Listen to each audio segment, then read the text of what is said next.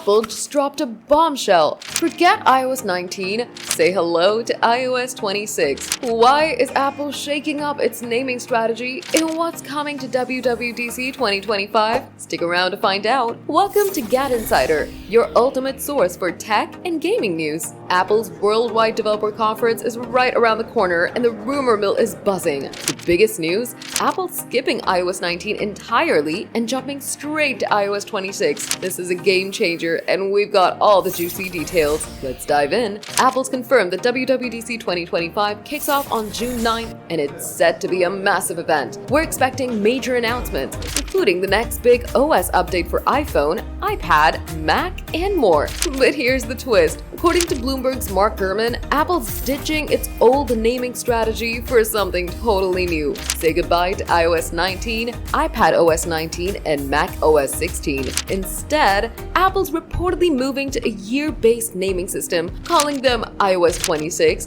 iPad 26, and Mac OS 26 to match the upcoming year 2026. Why the change? Apple says it's all about bringing consistency to its branding and making things less confusing for users and developers. This shift isn't just for iPhones. The recently launched Apple Vision Pro running visionOS 2 shows that Apple's already experimenting with unique firmware approaches. By aligning all OS names for the year, Apple's aiming for a cleaner, unified look across its ecosystem. While we don't have details on iOS 26's features yet, WWDC 2025 is sure to reveal some exciting updates. Historically, Apple's OS brings new UI tweaks, performance boosts, and sometimes groundbreaking features. With this new naming convention, Apple might be signaling even bigger changes on the horizon. So, are you hyped for iOS 26 and WWDC 2025? Or is this naming switch throwing you off? Let us know in the comments. For all the latest Apple news and tech updates, smash that subscribe button and hit the bell icon for GadInsider, who will keep you in the loop.